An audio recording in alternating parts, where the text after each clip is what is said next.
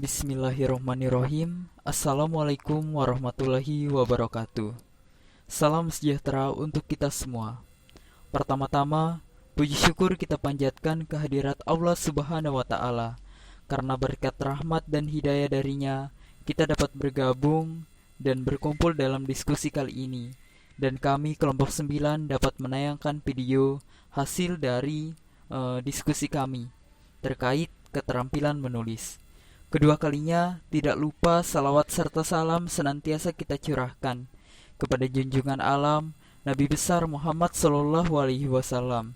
Karena berkat beliau, kita dapat menikmati zaman yang begitu terang benderang dengan segala ilmu yang telah mudah kita dapatkan seperti saat sekarang ini. Sebelumnya juga kami ingin mengucapkan terima kasih kepada dosen pengampu Pendidikan Bahasa Indonesia Pendidikan Bahasa dan Sastra Indonesia SD, Bapak Heri Setiawan MPD.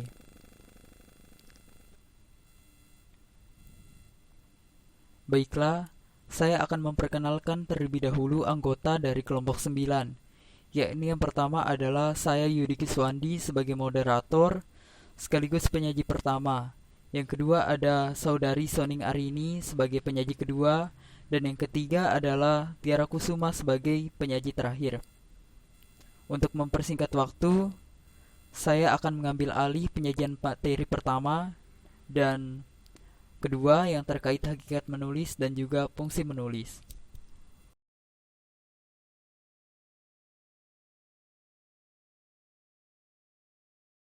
Assalamualaikum warahmatullahi wabarakatuh. Saya Yudi Kiswandi dengan NIM S1N02020.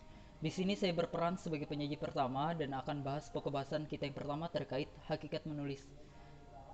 Menurut Delianggi pada tahun 2002, keterampilan menulis adalah suatu keterampilan dalam pembuatan huruf, angka, nama, suatu tanda bahasa apapun, dan diliputi dengan suatu alat pada halaman tertentu. Alat itu dapat berupa alat tulis. Berdasarkan pendapat di atas, dapat kita simpulkan bahwa keterampilan menulis adalah suatu keterampilan untuk menuangkan suatu ide, gagasan dalam bentuk bahasa tulis, sehingga orang lain tersebut dapat membaca serta memahami isi tulisan tersebut dengan baik. Selanjutnya adalah fungsi dari menulis.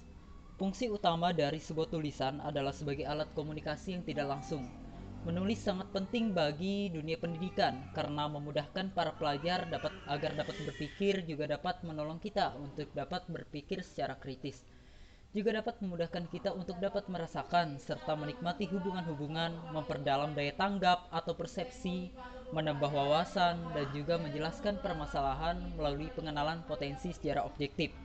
Dan berdasarkan pendapat di atas, dapat kita simpulkan bahwa fungsi dari menulis itu adalah agar memudahkan kita agar dapat merasakan dan menikmati hubungan-hubungan, memperdalam daya tanggap atau persepsi kita, menambah wawasan kita, dan juga turut menjelaskan permasalahan melalui pengenalan potensi secara objektif. Peneliti lain dapat menjelaskan fungsi menulis tersebut dalam 4 fungsi, seperti yang ditampilkan di dalam slide, yakni yang pertama adalah fungsi penataan. Fungsi penataan ini dalam proses dari pembuatan sebuah karangan misalnya. Di sana terjadi sebuah penataan atau pengelolaan gagasan, pikiran, pendapat, imajinasi, dan lain-lain. Kemudian yang kedua adalah fungsi pengawetan. Fungsionalitas gagasan dapat dioperasionalkan hingga bertahan lama. Hal ini terimplementasi bahwa gagasan atau gagasan tersebut akan terdokumentasi dalam sebuah tulisan. Kemudian yang ketiga adalah fungsi penciptaan. Hasil dari karangan merupakan perwujudan dari suatu hal yang baru. Dan yang terakhir adalah fungsi penyampaian. Isi yang ada di dalam sebuah karangan merupakan gagasan yang akan disampaikan penulis terhadap pembacanya. Baik, Assalamualaikum warahmatullahi wabarakatuh. Perkenalkan, nama saya Soning Arini. Di sini saya akan menjelaskan tentang tujuan dan manfaat menulis. Yang pertama itu tujuan menulis. Seorang tergerak menulis karena memiliki tujuan objektif yang bisa dipertanggungjawabkan di hadapan publik pembacanya, karena tulisan pada dasarnya adalah sarana untuk menyampaikan pendapat atau gagasan agar dapat dipahami dan diterima orang lain. Tulisan dengan demikian menjadi salah satu sarana berkomunikasi yang efektif dan efisien untuk menjangkau halayak massa yang luas. Adapun tujuan penulisan tersebut, yang pertama yaitu menginformasikan segala sesuatu, baik itu fakta, data, maupun peristiwa, termasuk pendapat dan pandangan terhadap fakta dan data peristiwa agar khalayak pembaca memperoleh pengetahuan dan memahami hal baru tentang yang terdapat di muka bumi ini. Yang kedua, membujuk. Melalui tulisan seorang penulis mengharapkan pula pembacanya menemukan sikap, apakah menyetujui atau mendukung yang dikemukakan. Penulisan harus mampu membujuk dan meyakinkan pembaca dengan menggunakan gaya bahasa yang persuasif. Oleh karena itu, fungsi persuasi dari sebuah tulisan akan dapat menghasilkan apabila penulisan mampu menyajikan dengan gaya bahasa yang menarik, akrab, bersahabat, dan mudah dicerna. Kemudian yang ketiga itu mendidik. Didik adalah salah satu tujuan dari komunikasi melalui tulisan. Melalui membaca hasil tulisan, wawasan pengetahuan seseorang akan terus bertambah, kecerdasan terus diasah, yang pada akhirnya akan membentuk perilaku seseorang yang menentukan perilaku seseorang. Orang-orang yang berpendidikan misalnya cenderung lebih terbuka dan penuh toleransi, lebih menghargai pendapat orang lain, dan tentu saja cenderung lebih rasional. Yang keempat yaitu menghibur. Fungsi dan tujuan menghibur dalam komunikasi bukan monopoli media massa, radio, televisi, namun media cetak dapat pula berperan dalam menghibur khalayak pembacanya. Tulisan-tulisan atau bacaan-bacaan ringan yang kaya dengan anekdot, cerita, dan pengalaman lucu bisa pula menjadi bacaan penghibur lara atau untuk melepaskan ketegangan setelah seharian sibuk beraktivitas. Kemudian selanjutnya manfaat menulis. Manfaat menulis yang pertama itu sebagai sarana untuk mengungkapkan diri. Mengarang sajak atau menulis serangkaian kalimat merupakan salah satu sarana untuk mengungkapkan perasaan seseorang. Setiap orang selalu membutuhkan mengungkapkan diri dengan cara yang berbeda-beda. Contohnya, ketika seorang tersentuh lubuk hatinya, ia perlu mengungkapkan gejolak yang berada dalam dirinya seperti dengan bersosial atau berjingkrak-jingkrak. Yang kedua, sarana pemahaman sewaktu menulis. Seorang mengungkapkan gagasannya dan menyempurnakan penangkapannya terhadap suatu hal sehingga akhirnya ia dapat memperoleh pemahaman yang baru atau lebih mendalam tentang hal yang ditulisnya. Yang ketiga itu sarana untuk membantu mengembangkan kepuasan pribadi, kebanggaan, dan suatu perasaan harga diri. Rasa bangga, puas, dan harga diri merupakan imbalan dari keberhasilan seseorang menghasilkan suatu karya tulis. Pada kelanjutan, perasaan itu membangkitkan kepercayaan terhadap kemampuan untuk menciptakan karya-karya tulis lainnya. Yang ketiga itu sarana untuk meningkatkan kesadaran dan penerapan terhadap sekeliling. Dengan sering menulis, seorang meningkatkan kesiagaan indrawinya dan mengembangkan daya sarafnya pada tingkat kejasmanian, tingkat perasaan, maupun tingkat kerohanian. Yang kelima yaitu sarana untuk terlibat secara bersemangat dan bukannya penerima yang pasrah. Dengan jalan menulis, seorang menampilkan gagasan, menciptakan sesuatu, dan secara giat melibatkan diri dengan penciptanya. Kemudian yang terakhir yaitu sarana untuk mengembangkan suatu pemahaman dan kemampuan menggunakan bahasa. Tujuan paling umum sekolah mungkin ialah mencapai kemampuan membaca dan mengerti yang ditulis orang lain, serta kemampuan memakai kata-kata dalam tulisan untuk menyampaikan keterangan kepada orang. Jelas kegiatan menulis bermanfaat membantu mencapai tujuan itu. Sekian dari saya. Wassalamualaikum warahmatullahi wabarakatuh. Assalamualaikum warahmatullahi wabarakatuh. Saya Tiara Kusuma sebagai penyaji ketiga akan menjelaskan materi mengenai tahapan-tahapan menulis.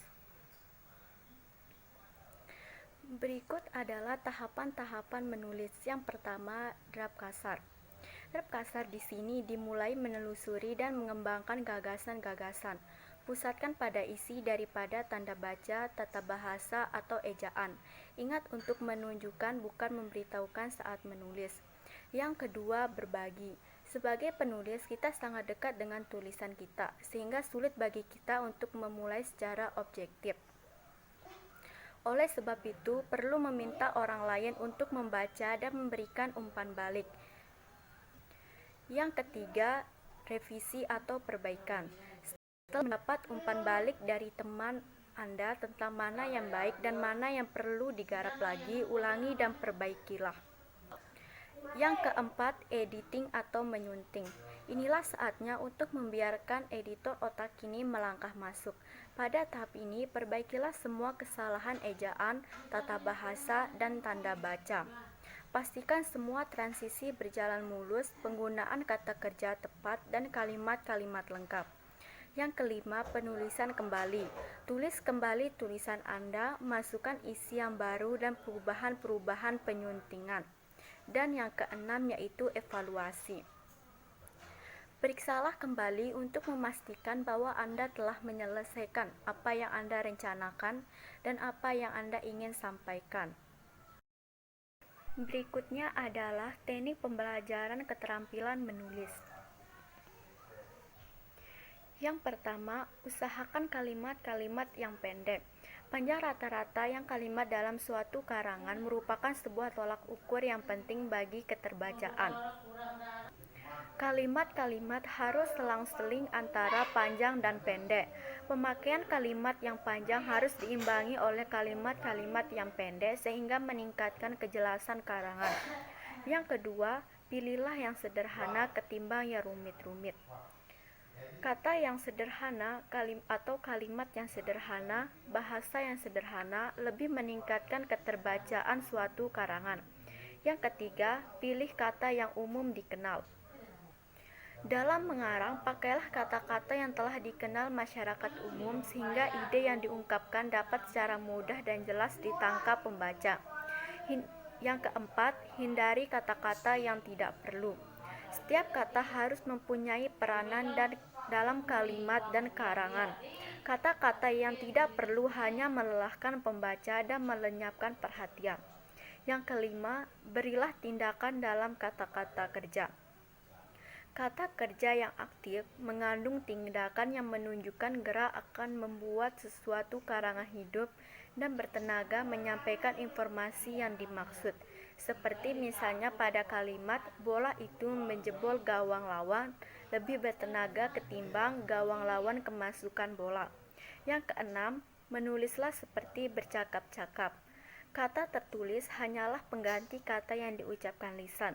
Dengan mengungkapkan gagasan seperti halnya bercakap-cakap, karangan menjadi lebih jelas. Yang ketujuh, pakailah istilah-istilah yang pembaca dapat menggambarkan. Kata yang konkret lebih jelas bagi pembaca ketimbang kata yang abstrak. Yang kedelapan, kaitkan dengan pengalaman pembaca. Karangan yang jelas bila mana dapat dibaca dan dipahami pembaca sesuai dengan latar belakang pengalamannya. Yang kesembilan, manfaatkan sepenuhnya keanekaragaman. Karangan harus ada variasi dalam kata, frasa, kalimat maupun ungkapan lainnya. Keanekaragaman dalam karangan adalah suatu sumber kesenangan dalam pembacaan. Dan yang ke-10 yaitu mengaranglah untuk mengungkapkan, bukan untuk mengesankan. Maksud utama mengarang ialah mengungkapkan gagasan dan bukannya menimbulkan kesan pada pihak pembaca mengenai kepandaian, kebolehan, atau kehebatan diri penulisnya. Sekian dari saya, apabila ada kesalahan saya mohon maaf. Wassalamualaikum warahmatullahi wabarakatuh. Baiklah teman-teman, berhubung pokok bahasan 1-6 sudah selesai dijelaskan, maka kami pamit undur diri dan terima kasih untuk segala perhatiannya. Kurang lebihnya kami mohon maaf. Wassalamualaikum warahmatullahi wabarakatuh.